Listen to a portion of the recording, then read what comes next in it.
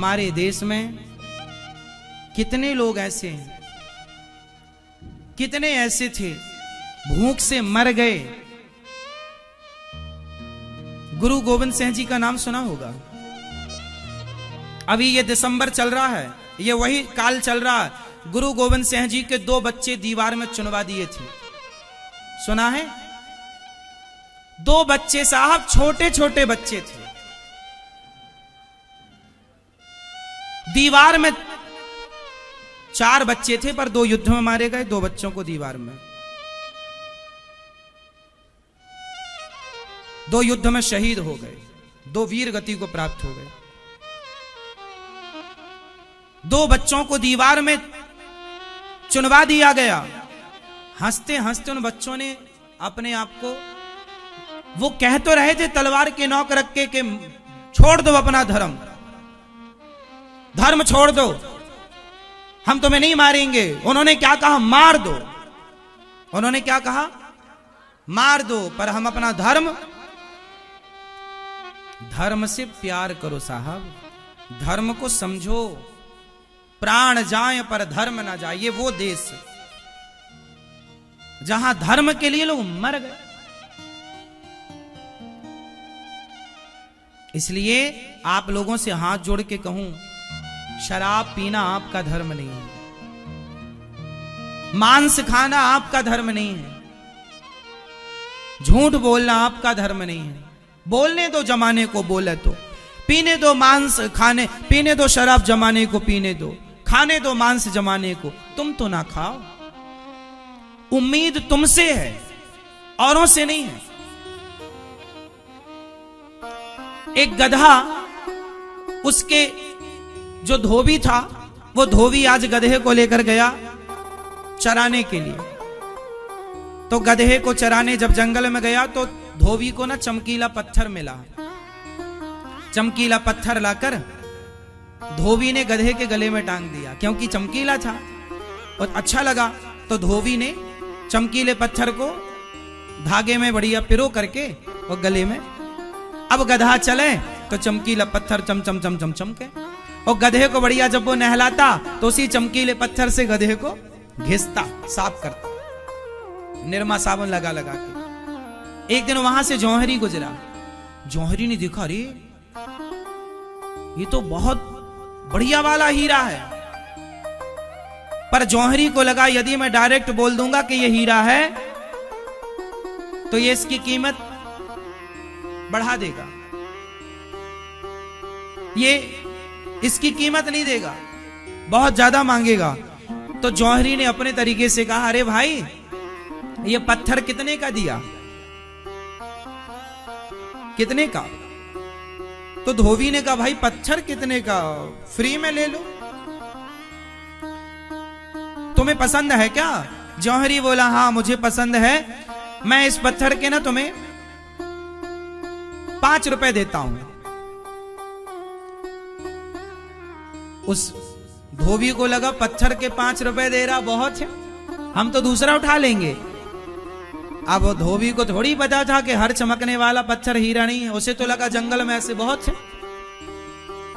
उसने 5 रुपए में वो पत्थर जौहरी को दिया। जौहरी बड़ा खुश था कि करोड़ों का हीरा 5 रुपए में, और धोबी तो देकर चला गया जंगल की तरफ के फिर ले आऊंगा। लेकिन जैसे ही वो हीरा उस जौहरी की गोद में आया और हाथ में आया तो वो हीरा टूट कर ना टुकड़े टुकड़े हो गया। जौहरी ने कहा, यार तू अभी गधे के गले पर था तब तो टूटा नहीं, अभी गधे की पीठ को साफ कर रहा था तब तो तू टूटा नहीं, और अब मेरे पास आया तो टूटकर टुकड़े टुकड़े हो गया। तब टुकड़े से आवाज आई, हीरे के टुकड़े से। हीरे ने कहा, जौहरी उस गधे को और उस धोबी को पता ही नहीं था कि मेरी कीमत क्या है,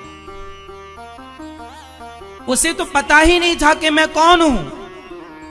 पर जौहरी तुम्हें तो पता था कि मैं कौन हूं, फिर भी तुमने मेरी कीमत 5 रुपए लगाई।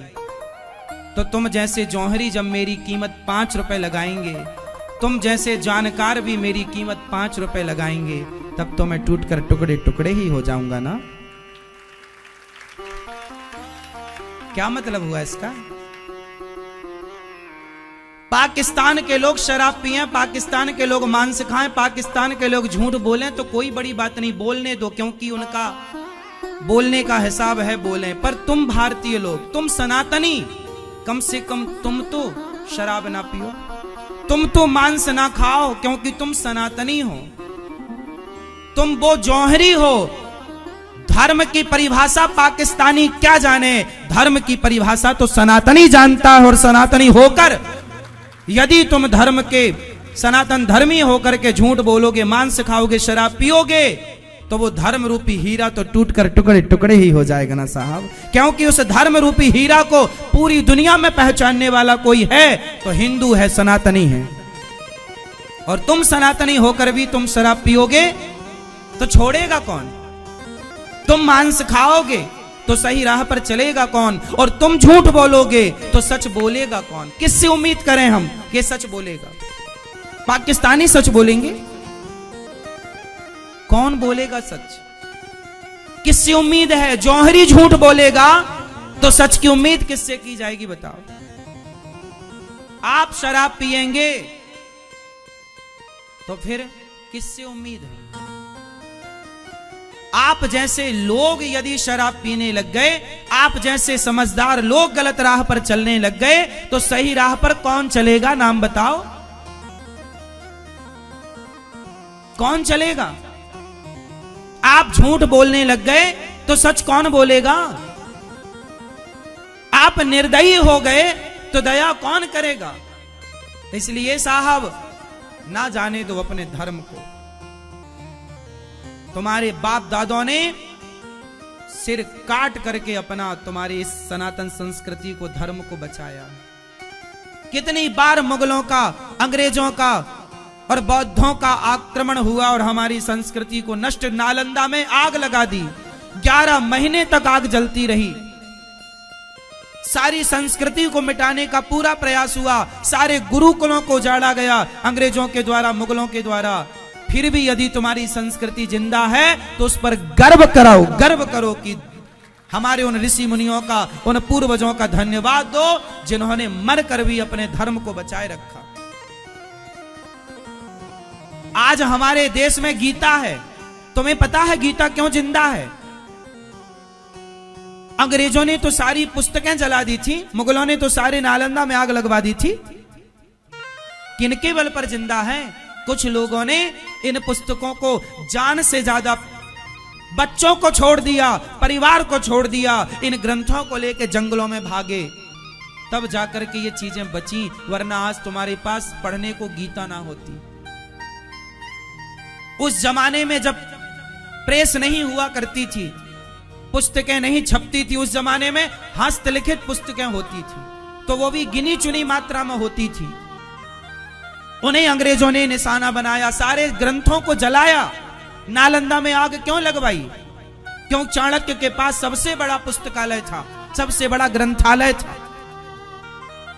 इतनी आग, इतनी पुस्तकें थी चाणक्य के पास के आग को पुस्तकें जलाने में 11 महीने लग गए। आग कितने महीने जलती रही? लगभग 11 महीने। तब जाकर के नालंदा की आज भी वो खंडहर पड़ा है, आज भी गवाही दे रहा है अपने जलने की। फिर भी हमारी देश में संस्कृति है।